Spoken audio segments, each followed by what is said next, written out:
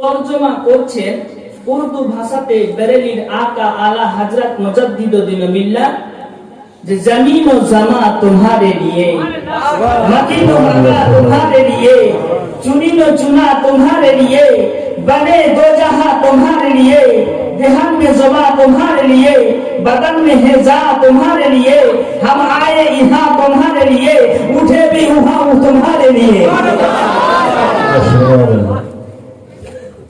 তো নবীর প্রতি শত সহস্রবার দরুদের ধারা অবতীর্ণ হতে থাকুক, বর্ষিত হতে থাকুক, অর্পিত হতে থাকুক।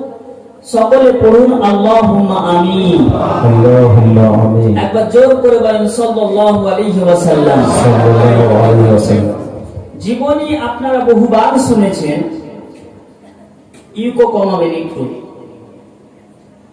বহুবার জীবনী শুনেছেন, কিন্তু আজ থেকে জীবনী আমি যেভাবে আলোচনা করব, আমার সুরের দিকে নজর না দিয়ে আমি যে বাক্যগুলো বলবো, কথাগুলো বলবো, সেটা আপনারা শান্তির মস্তিষ্কে শ্রবণ করবে।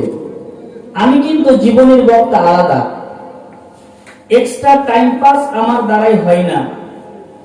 যেখানে নবীর মাহফিলে আমরা হাজির আছি, সেই মাহফিলে বসে হাসানো যাবে না, হাস্য কৌতুকমূলক কথা বলা যাবে না, কারণ এই মাহফিলে আমার নবী এবং ওলিগণ হাজির ও নাজির আছে। বলুন সুবহানাল্লাহ।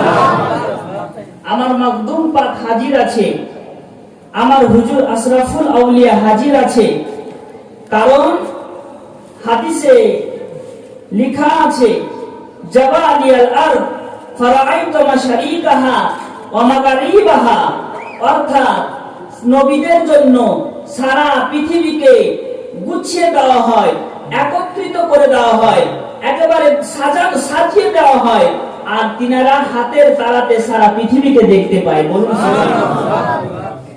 আমি জীবনী শুরু করব যেখান থেকে রব্বে কায়নাত আছেন। আমার জীবনী শুরু হবে কোথা থেকে? মহান রব্বে কায়নাত থেকে।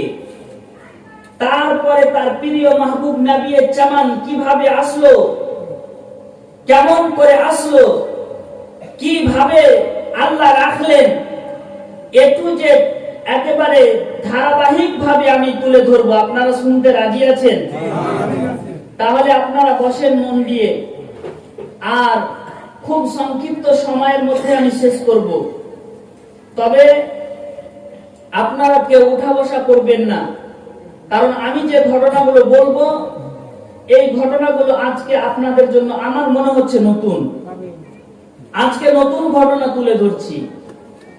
এরকম জীবনীর বক্তা খুব কম, যারা নবীর জন্ম থেকে শুরু করে, কিন্তু নবী আসলো কি করে, নবী কিভাবে আসলো সেটা বলে না, কারণ বলার জন্য কিতাবের দরকার।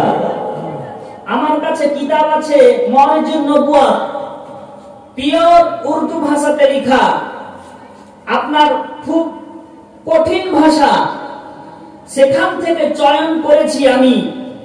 জোর করে বলেন তো ইয়া রাসূলুল্লাহ।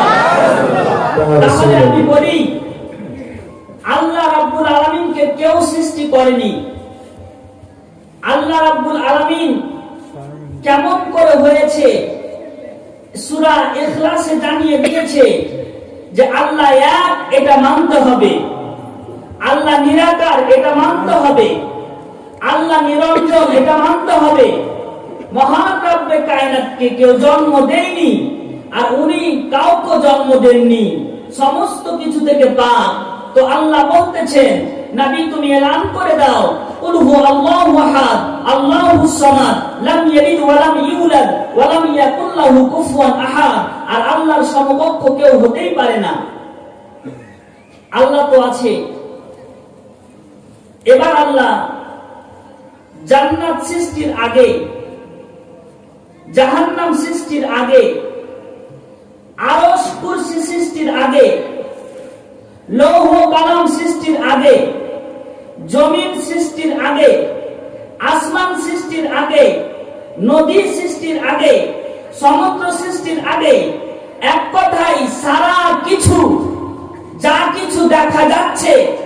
যা কিছু দেখা যায় না, সমস্ত সৃষ্টির পূর্বে আবু মুসা মাদানী একজন জীবনী রাইটার, আরবের রাইটার, তিনি রিওয়ায়াত করতেছেন যে সমস্ত সৃষ্টির পূর্বে মহান রব্বে কায়নাত নবীর নূরকে সৃষ্টি করে দিলেন। বলুন সুবহানাল্লাহ।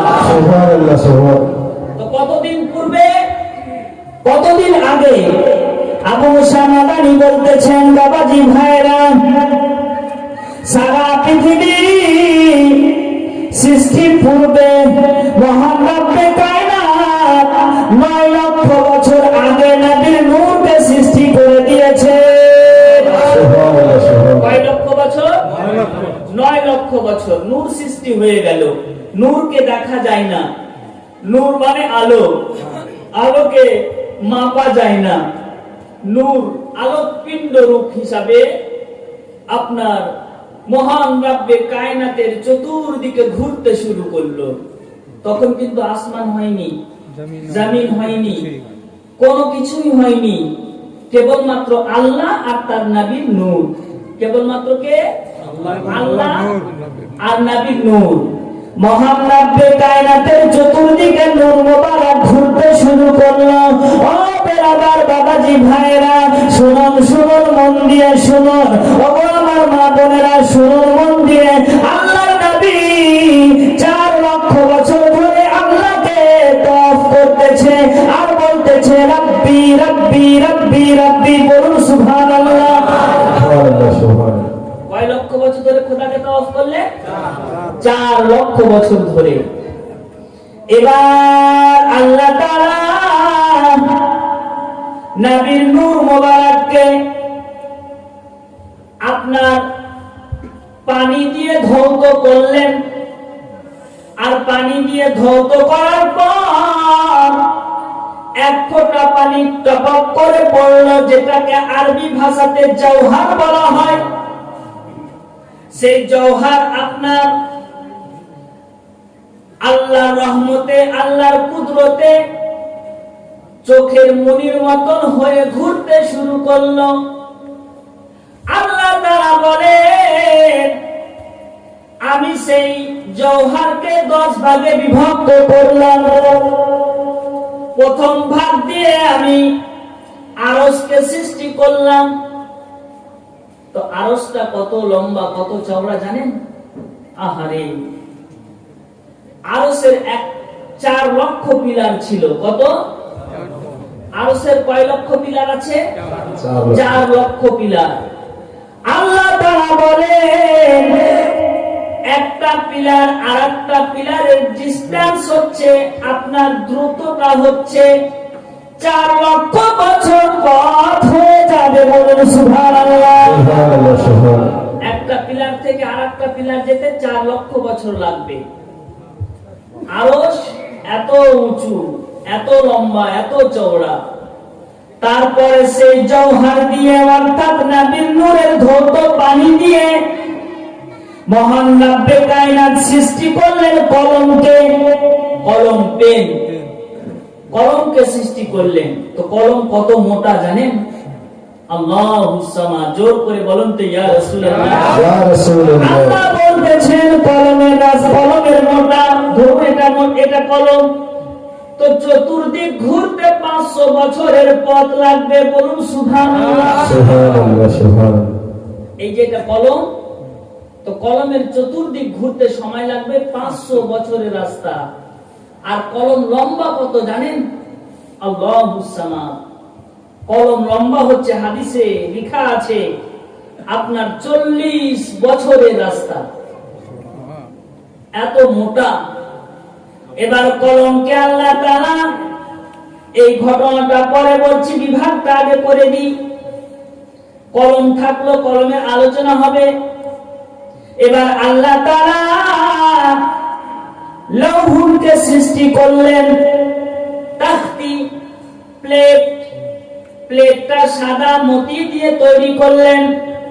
আর একজন ফারিস্তা সেই লৌহে কালামকে, লৌহকে আপনার মাথাতে নিয়ে আছে। বলুন সুবহানাল্লাহ। সুবহানাল্লাহ, সুবহানাল্লাহ। এইবার তারপরে চাঁদকে